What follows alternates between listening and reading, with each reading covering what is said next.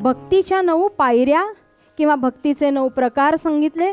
श्रवणम, कीर्तनम, विष्णू स्मरणम, अर्चनम, वंदनम, दास्यम, सख्यम, आत्मनिवेदनम.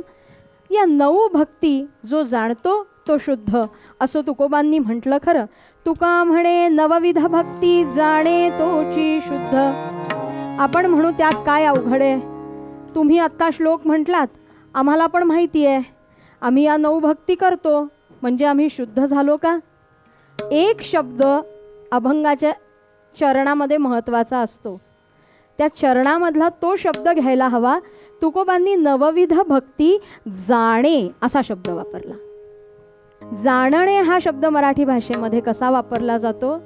खूप अर्थी वापरला जातो. पहा, अरे जरा जाण ठेव काहीतरी, तुला जाण आहे बरं का चांगली सगळ्याची. जाण हा शब्द वेगवेगळ्या अर्थी वापरला जातो. जाणली पाहिजे ती भक्ती. माहीत करून घेणं वेगळं, ऐकणं वेगळं आणि जाणून घेणं वेगळं. ज्याला त्यातलं मर्म कळलं त्याला ती भक्ती जाणून घेतली त्याने. ज्याला भक्तीतलं वर्म कळलं, मर्म कळलं, कोणताही शब्द घ्या, त्यांनी भक्ती जाणली असं म्हणायला हरकत नाही. आणि म्हणून पहिला शब्द सुद्धा अभंगाचा तोच आला मंडळी. जाणे भक्तीचा जिव्हाळा, जाणे भक्तीचा जिव्हाळा.